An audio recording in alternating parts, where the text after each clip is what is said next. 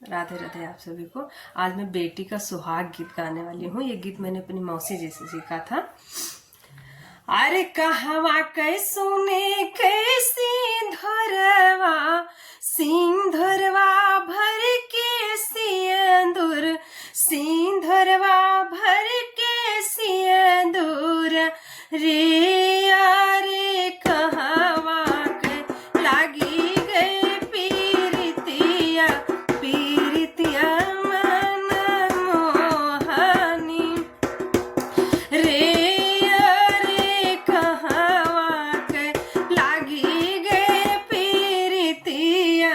पीरितिया मन मोहनी।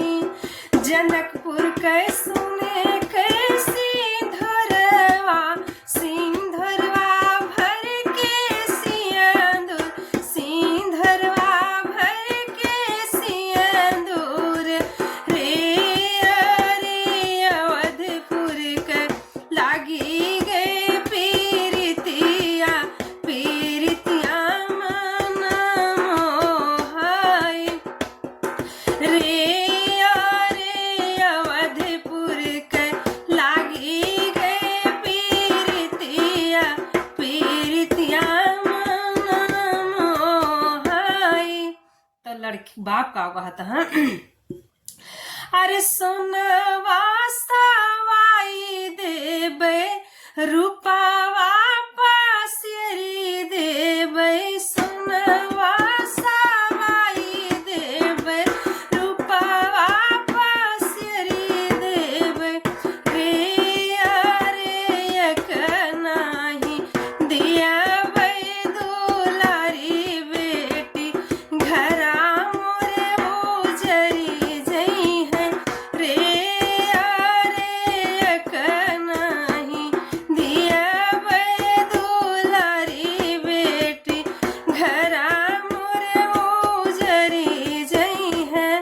लड़का बाप का कहता है अरे सोना छितराई देबै, सोना छितराई देबै रूपवा बहाई देबै रे अरे ले जाबै तोहरी दुलारी बेटी घरा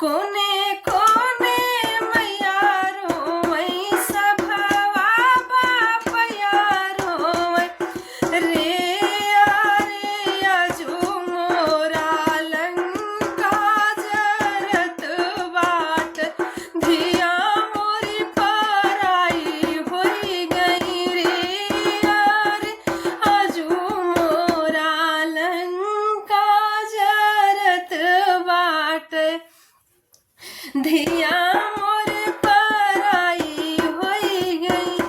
कोने कोने मैया घर जई सभवा सासुर घर जई, कोने कोने मैया घर जई, कोने कोने सासु घर जई सभवा सासुर घर जई रे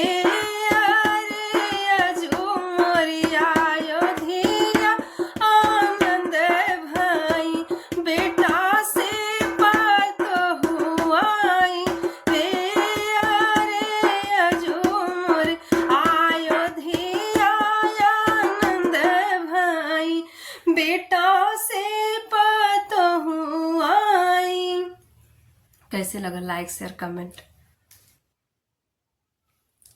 और चैनल को सब्सक्राइब कीजिएगा।